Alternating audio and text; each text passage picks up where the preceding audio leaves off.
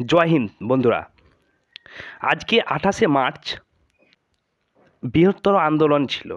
যে আন্দোলন এর উদ্দেশ্য ছিল যে 2021 এবং 22-এ যে এসএসসি জিডি নিয়োগ হয়েছিল সেখানে 3600 সামথিং রিক্রুটমেন্ট কিন্তু অবৈধভাবে হয়েছিল, যেটা অন্যান্য রাজ্যে এসে তারা বাসিন্দা হয়ে এই রাজ্যের ক্যান্ডিডেটের সঙ্গে কম্পিটিশান করেছিল এবং এই কম্পিটিশানটাকে এতটা হাই করে দিয়েছিল যার ফলে আমাদের কিন্তু পশ্চিমবঙ্গের যারা ক্যান্ডিডেট রয়েছে তাদের কিন্তু অনেককে কিন্তু সমস্যার সম্মুখীন হতে হয়েছিল। সেই উদ্দেশ্য করে যাতে আমাদের আবার নতুন করে একটা লিস্ট বার করে, সেই লিস্টকে উদ্দেশ্য করে আজকের একটি আন্দোলন। সেই আন্দোলনে কী কী হলো সেটি তোমাদের সামনে তুলে ধরবো এবং আজকের এই আন্দোলনে কী কী বিষয় ছিল সেই বিষয়গুলি তোমাদের সামনে তুলে ধরবো। তাই ভিডিওটি তোমরা শেষ পর্যন্ত দেখো, তাহলে তোমরা এই আন্দোলনের পরবর্তীতে যখন আবার ডেট হবে তোমরা সামিল হতে পারবে। দেখতে পাচ্ছ সেই আন্দোলনে কী কী বিষয় ছিল সেটা তোমাদের সামনে তুলে ধরছি।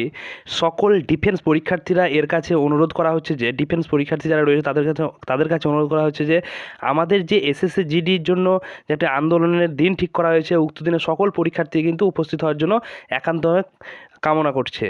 লড়াই তোমার আমার সবাই লড়াই, এই লড়াই কিন্তু সকলের আগামী আজকে 28শে মার্চ সকাল 10টার মধ্যে কিন্তু এই আন্দোলনের যাওয়ার সামিল করার একটি বিষয় ছিল। পরীক্ষার্থীকে শিয়ালদা স্টেশনে ইন্ডিয়ান ফ্ল্যাগের নিচে জমায়েত হতে হবে, মানে শিয়ালদা স্টেশনের কাছে ফ্ল্যাগ রয়েছে তার নিচে এসএসসি অফিসিয়ালি নিজাম প্যালেসে আমাদেরকে সকলকে উপস্থিত হতে হয়েছিল। তা আজকের আন্দোলনের বিষয় ছিল যে এই আন্দোলনের পরে যদি একবার সেকেন্ড লিস্ট বার করে, কারণ এই সেকেন্ড লিস্ট যে 4000+ জন চাকরি পাবে তাদের এই অনেক কম্পিটিশান কমবে। এই 4000 ক্যান্ডিডেটের কিন্তু এই আজকের এই আন্দোলনের যে একটি মুখ্য বিষয় ছিল। কেননা এক্সাম্পল হচ্ছে সামনে এই যে এসএসসি জিডি চলছে, বাবা 2024-এ এসএসসি জিডি ভ্যাকান্সি আসবে, ডিসেম্বরে যে পরীক্ষা হবে তাতে কম্পিটিশান কমবে এবং ডব্লিউপি কেপি কনস্টেবলের জন্য কম্পিটিশান কমবে, এছাড়া অন্যান্য আরও যে এক্সামগুলো রয়েছে তার জন্য কম্পিটিশান কমবে। তাই অনুরোধ করা যাচ্ছে যে সামিল হতে হবে। আজকের আন্দোলনের মূল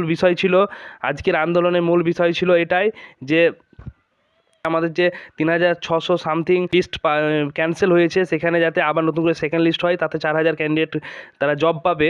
তাহলে আমাদের পরবর্তী যে এক্সাম রয়েছে এসএসসি জিডি এবং কেপিডব্লিউবি সবেই কিন্তু আমাদের একটা কম্পিটিশান কমবে, কারণ 4000 ক্যান্ডিডেট যদি চাকরি পেয়ে যায় তাহলে আবার কম্পিটিশানটা কিন্তু কমে যাবে অনেক। তাই তারা এই আন্দোলনের মূল বিষয় ছিল এবং এই আন্দোলনে কী কী ঘটনা সেটা আমি তোমাদের দেখালাম। এর পরবর্তীতে আরও ভিডিও আমি আনার চেষ্টা করবো এই চ্যানেলের মাধ্যমে। তোমরা চ্যানেলটি সাবস্ক্রাইব করে পাশে থাকবে।